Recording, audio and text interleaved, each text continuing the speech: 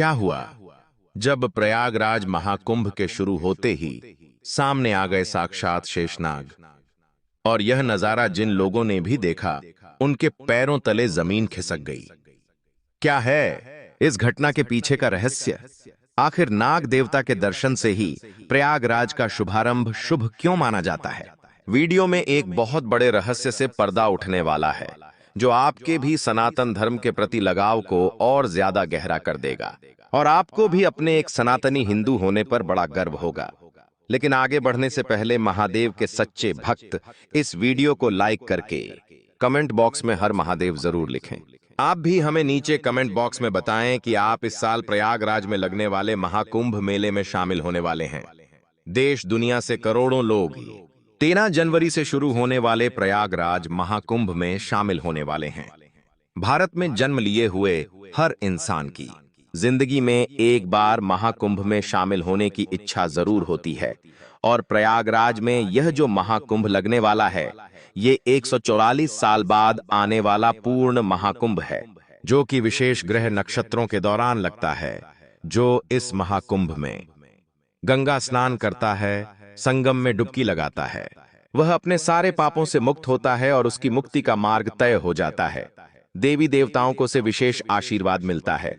आज जिस रहस्यमय चमत्कार की हम बात करने वाले हैं, उस घटना की शुरुआत होती है राजस्थान के जयपुर में रहने वाले सीमा और सुनील नाम के दो पति पत्नी से।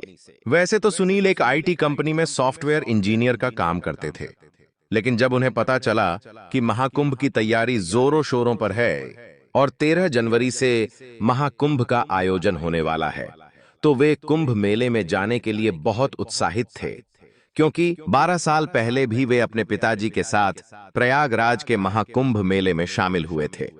वहां उन्हें बड़ा ही आनंद और सुकून का अनुभव हुआ था। इसलिए अब वो अपने परिवार के साथ एक बार फिर 2025 के महाकुंभ मेले में जाने वाले थे। लेकिन उन्हें इस बात का अंदाजा नहीं था कि इस कुंभ मेले में उनके साथ एक बहुत बड़ी चमत्कारी घटना होने वाली है। उत्तर प्रदेश के प्रयागराज में सुनील जी की बहन का घर था, इसलिए वो जयपुर से महाकुंभ के 20 दिन पहले ही प्रयागराज के लिए अपने परिवार के साथ रवाना हो गए। उस समय पूरे प्रयागराज में महाकुंभ की तैयारी जोरों शोरों पर थी। गंगा नदी की साफ सफाई का कार्य रोजाना किया जा रहा था। शहर के अलग अलग स्थानों पर भव्य द्वार बनाए जा रहे थे। साथ ही साथ कई ऐसी विशेष टेक्निक का इस्तेमाल करके महाकुंभ को बहुत ही भव्य बनाने की तैयारी थी। सुनील जी अपनी पत्नी सीमा और 10 साल की बच्ची जानकी के साथ अपनी बहन के घर प्रयागराज आए थे। वे तकरीबन 15 दिन प्रयागराज उगने वाले थे और पूरे महाकुंभ मेले को अच्छी तरह से एक्सप्लोर करना चाहते थे। जब महाकुंभ शुरू होने का समय जैसे जैसे नजदीक आया, वैसे वैसे देश से हजारों साधु प्रयागराज पहुंचने लगे, जिसमें कुछ साधु ऐसे थे जो लोगों का ध्यान अपनी ओर बहुत ज्यादा खींच रहे थे। जब सुनील जी अपने परिवार के साथ पहले दिन महाकुंभ के मेले में पहुंचे तो उन्हें सबसे पहले एक चाबी वाले बाबा दिखाई दिए, जो कि प्रयागराज के उस महाकुंभ में सबके आकर्षण का केंद्र बने हुए थे, क्योंकि वे अपने साथ 20 किलो की चाबी लेकर चल रहे थे। उन्होंने उस चाबी को राम नाम की चाबी बताया था। बाबा का कहना था कि 16 साल की उम्र में ही उन्होंने अपने घर का त्याग कर दिया था, क्योंकि वे समाज में फैली बुराइयों को और नफरत को खत्म करना चाहते थे, जिसके लिए चाबी वाले बाबा ने बहुत सारी पदयात्राएं की, बहुत सारी कठिनाइयां झेली। उनके पास 20 किलो की चाबी है और इसी चाबी के जरिए वे लोगों का अहंकार तोड़ते हैं और उन्हें अध्यात्म का रास्ता दिखाते हैं। जब सुनील जी अपने परिवार के साथ महाकुंभ मेले में और आगे बढ़े, तो उन्हें गंगापुरी महाराज दिखाई दिए, जो लोगों के आकर्षण का केंद्र बने हुए थे।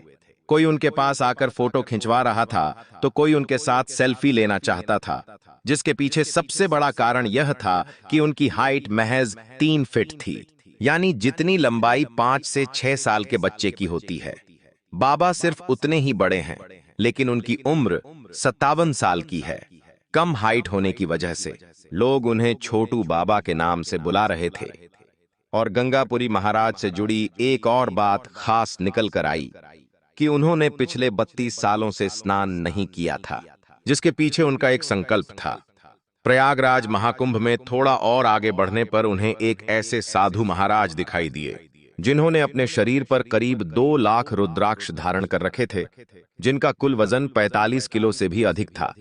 लेकिन गीतानंद गिरिजी नाम के इन साधु महाराज को इसी वजह से रुद्राक्ष वाले बाबा के नाम से जाना जाता है, जो कि हाल फिलहाल में प्रयागराज के महाकुंभ में स्थित है। उन्होंने यह संकल्प लिया है कि 12 साल तक रोजाना वो 1,25,000 रुद्राक्ष धारण करेंगे और यही उनके संकल्प का हिस्सा है। आगे बढ़ते बढ़ते और कई साधु महाराज सुनील जी को दिखाई दिए। कोई कांटे पर लेटा हुआ था तो कोई भस्म रमाए हुए था। किसी ने सोने के बहुत सारे आभूषण पहन रखे थे तो कोई ऐसे भी साधु महाराज थे जिन्होंने पिछले 10 सालों से अपने एक हाथ को नीचे नहीं किया था। उनके हाथों में नाखून सड़ चुके थे। वास्तव में इन सभी साधुओं की तपस्या और त्याग को देखकर सुनील जी को बहुत हैरानी हुई, क्योंकि हम सभी साधारण मानव अपनी जिंदगी को सुबह उठकर शाम को खत्म कर देते हैं। हमारी दैनिक दिनचर्या रोजाना एक समान होती है, लेकिन इनके जीवन में कितना त्याग है, कितनी तपस्या है। इनका उद्देश्य केवल भगवान की भक्ति और भगवान को पाना है। महाकुंभ का यह त्योहार साधु संतों के बिना अधूरा कहा जाता है। इसलिए देश विदेश से हजारों साधु महाकुंभ मेले में पहुंच रहे थे। लेकिन उसी बीच एक ऐसी खबर सबके सामने आई जिसने सुनील जी के साथ सभी लोगों के होश उड़ा दिए।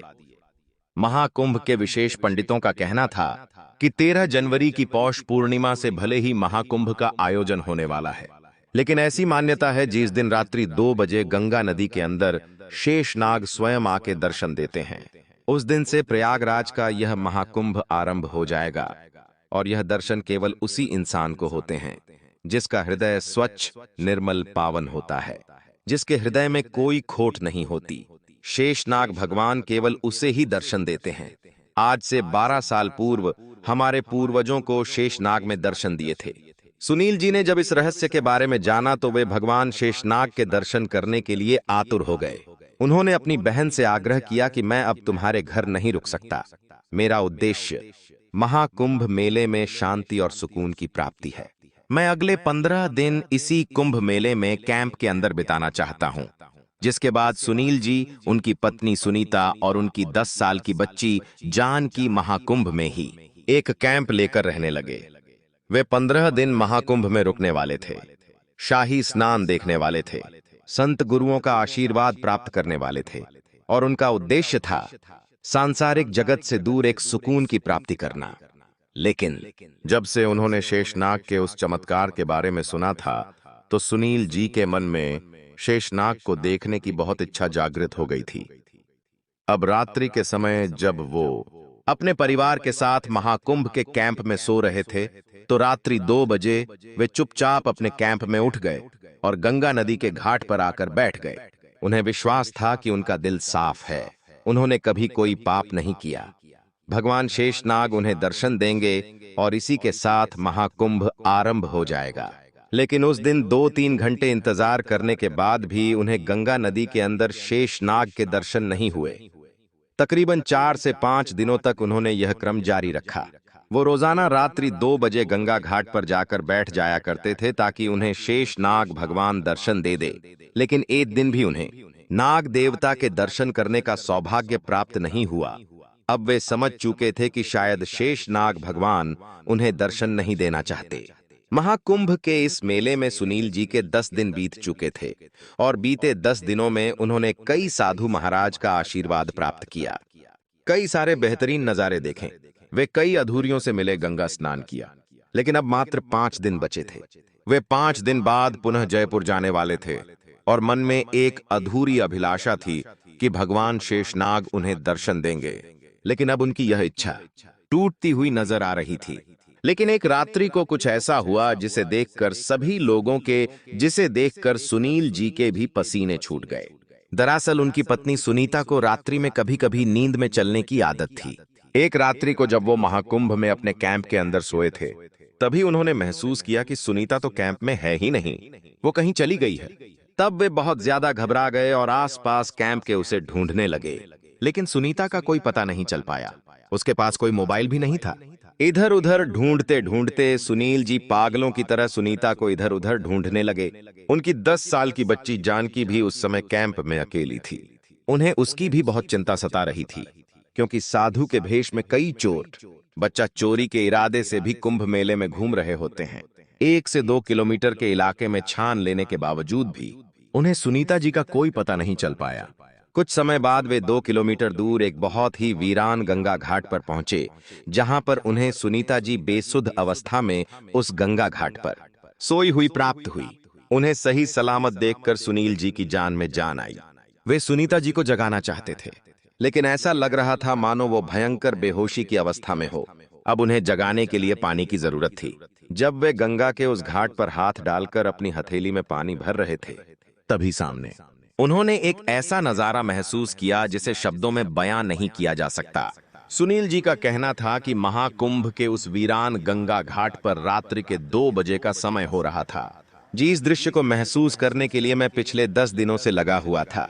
मुझे इस बात का अंदाजा नहीं था कि वो दृश्य मुझे सुनीता जी के इस नींद में चलने की बीमारी के कारण संभव हो पाएगा। सुनील जी ने सामने देखा कि एक बहुत ही चमकीली आकृति जो शेषनाग के समान प्रतीत हो रही थी उन्हें गंगा नदी में दिखाई दी, लेकिन उस शक्ति का तेज इतना ज्यादा था कि उसके प्रभाव से उनकी आंखें चौंधिया गईं। ऐसा लग रहा था मानो वो सामने कुछ भी नहीं देख पा रहे हो। बस सामने गंगा नदी में उन्हें शेषनाग के समान एक आकृति दिखाई दी, परंतु उनमें इतना ज्यादा तेज था कि उन्हें सामान्य मानवीय आंखों से नहीं देखा जा सकता था। वह साक्षात भगवान थे और उस दिन महाकुंभ का प्रारंभ करने आए थे। ऐसा कहते हैं महाकुंभ के दौरान स्वयं देवी देवता इस महाकुंभ में विराजते हैं। भगवान शिव के गले की शोभा बढ़ाने वाले साक्षात शेषनाग गंगा नदी में दर्शन देकर इस महाकुंभ की शुरुआत करते हैं। जब यह नजारा सुनील जी ने अपनी आंखों से देखा तो उनके पसीने छूट गए। जब उन्होंने पानी की कुछ बूंदें सुनीता जी के ऊपर डाली तो उन्हें भी होश आया, लेकिन वो बहुत ज्यादा हैरान थी कि वो आखिर अपने कैंप से इतना दूर कैसे आ गई। तब तक शेषनाग अंतर्ध्यान हो चुके थे, लेकिन सुनील जी ने अपनी आंखों से जो देखा था वो बयां कर पाना मुश्किल था। उन्होंने सुनीता जी को यह सारी हकीकत बताई। तब उन्हें महादेव की एक लीला समझ आई कि जब हम भगवान के चमत्कार को देखने के लिए खुद प्रयास करते हैं तो वो चमत्कार नहीं हो पाता। चमत्कार तभी होते हैं जब भगवान हमें चमत्कार दिखाना चाहते हैं। वे पिछले 10 दिनों से गंगा घाट पर रात्रि को 2 बजे शेषनाग भगवान का इंतजार कर रहे थे, लेकिन उन्हें दर्शन प्राप्त नहीं हुए और जिस दिन उन्होंने चमत्कार की उम्मीद छोड़ दी, उस दिन महादेव ने एक ऐसी लीला रची कि सुनीता जी को नींद में चलाकर 2 किलोमीटर आगे भेज दिया, क्योंकि उस गंगा घाट पर कई साधु संत, कई लोग मौजूद थे। कई लोग कैंप बनाकर रह रहे थे, लेकिन 2 किलोमीटर दूर वो गंगा घाट काफी वीरान था और वहां पर ही ये चमत्कार संभव हो सकता था। जब इस चमत्कार के बारे में सुनील जी ने साधु संतों को बताया तो उन्होंने एक ही नारा लगाया कि महाकुंभ का आरंभ हो चुका है। भगवान शेषनाग ने दर्शन दे दिए। इससे एक बात और स्पष्ट हो गई कि सुनील जी काफी साफ दिल वाले इंसान हैं। उन्होंने कभी किसी का बुरा नहीं किया, कोई बुरा कर्म नहीं किया। ऐसे लोगों को भगवान शेषनाग दर्शन देते हैं।